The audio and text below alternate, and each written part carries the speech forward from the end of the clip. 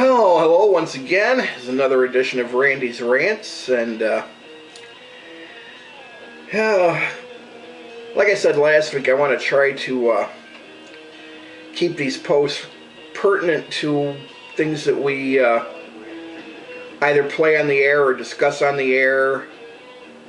In this case, most recently, last Friday night, despite it being our annual celebration of No Pants Day, and I plan on mentioning some things about that a little later, but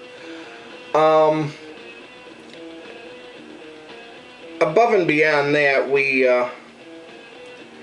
ended up paying tribute in the first hour to Jeff Hanneman from Slayer, who had passed away unexpectedly just the day before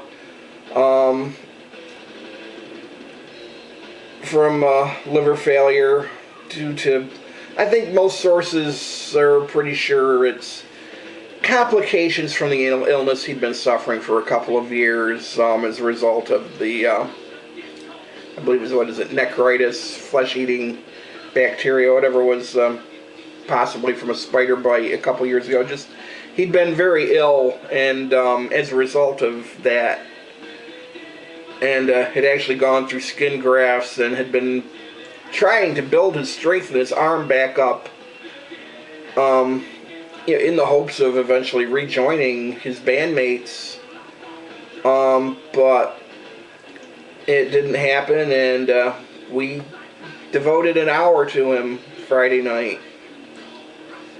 And as it is with all those tributes, it was the same thing.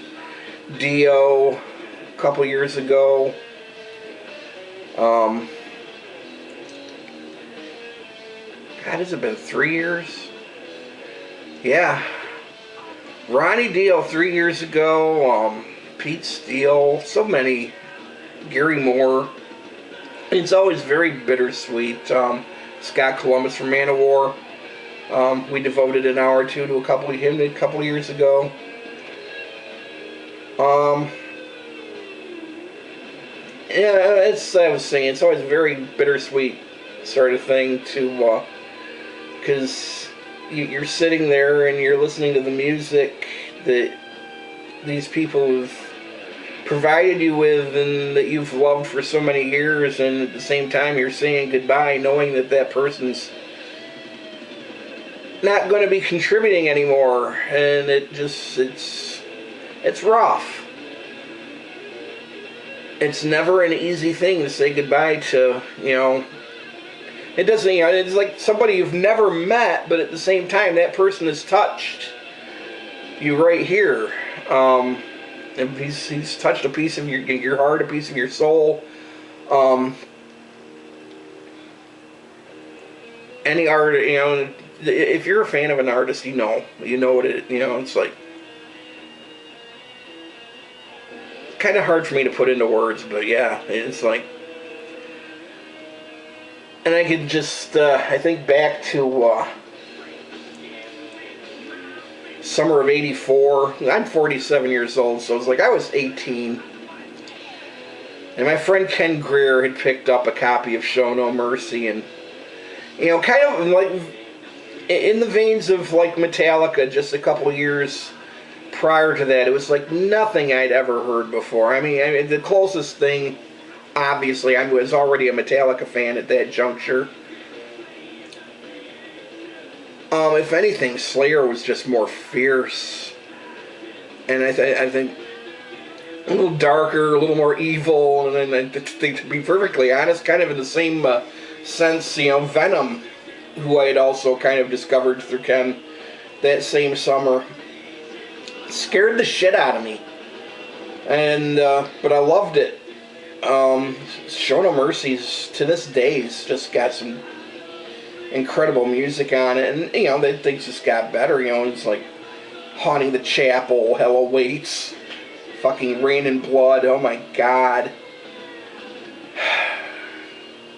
And Jeff was a big part. People could go on about Slayer being Kerry King's baby, and maybe to a degree they're right, But I'll tell you something, Hanneman was probably Slayer's primary songwriter. You go and check the sources, the songwriting credits, and you see Hanneman almost everywhere. And I'm pretty sure a lot of those riffs came from Jeff as well. Just those classic, you know, Carrie might be doing some crazy fucking shit on the leads, but man, those pounding riffs are all Jeff. And he was just such a huge part of that core sound. And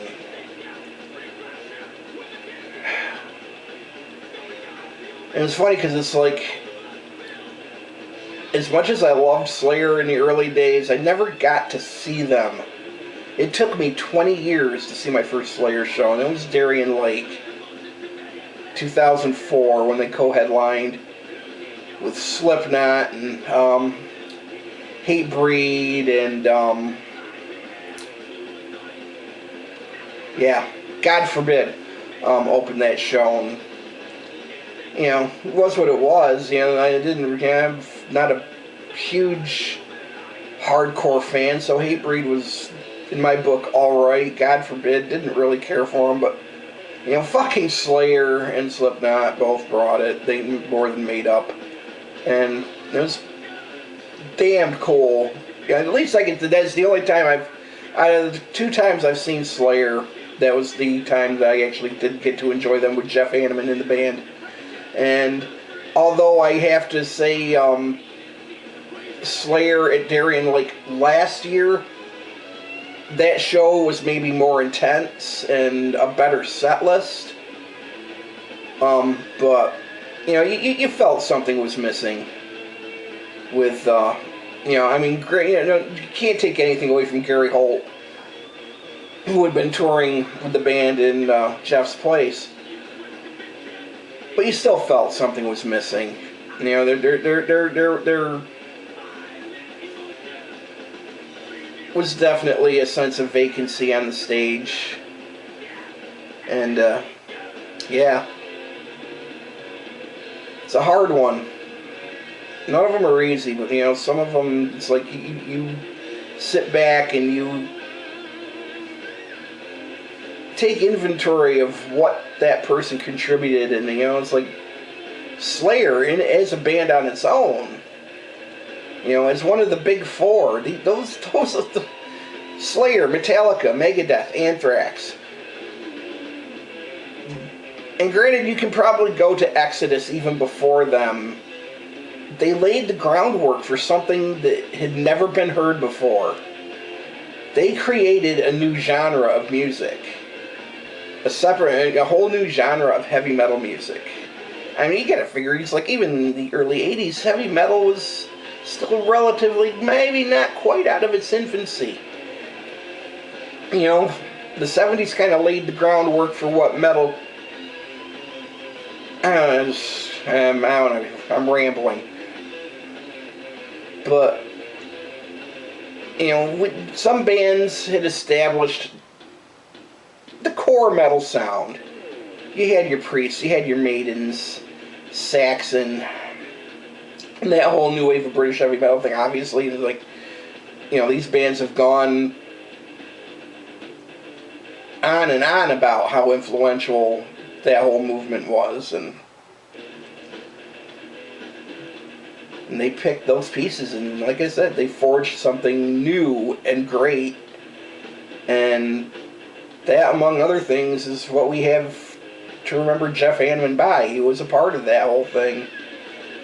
And with that being said, Jeff, horns up to you, brother. If there is a rock and roll heaven, they just got another killer guitar player and songwriter, and I'm hoping the gig's going to kick ass when I get up there myself. So moving along,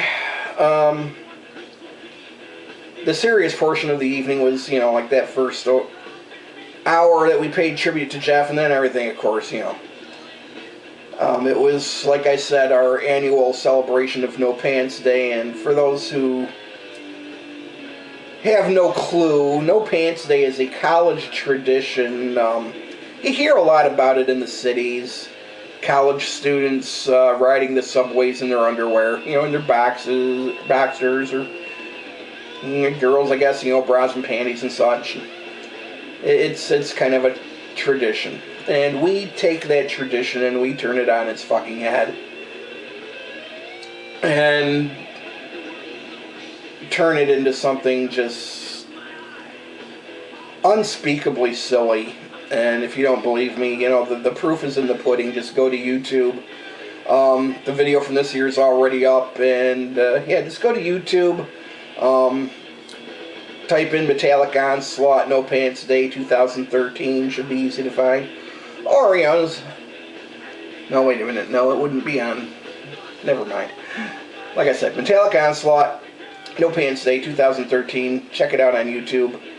I should be actually advising you not to check it out, but we like the views when we can get them. And I apologize for the eye-ripping sight that awaits you.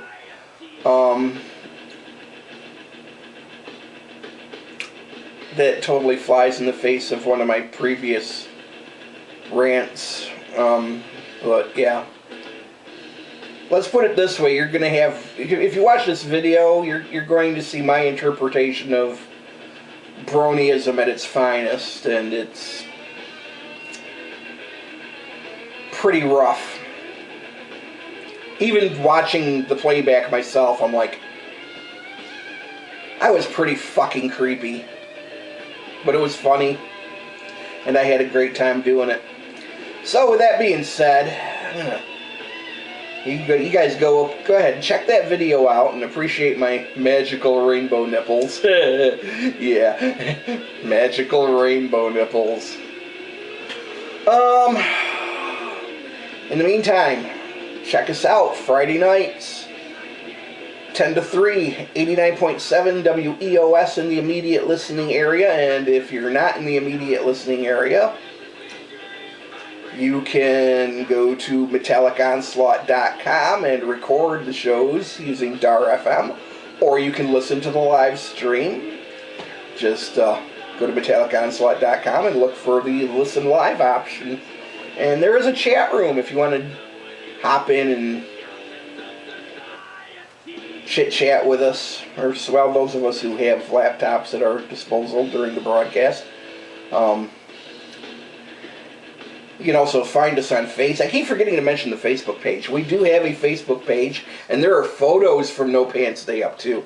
So if you want, like, the disturbing visuals without the movement and the random shots of butt crack that my magical rainbow tail couldn't hide. Yeah. Anyhow, check it out. Horns up. Who knows what I'll have to rant about next week. But look for me again a week from today, or whenever this goes up, or yeah, just keep it metal, people.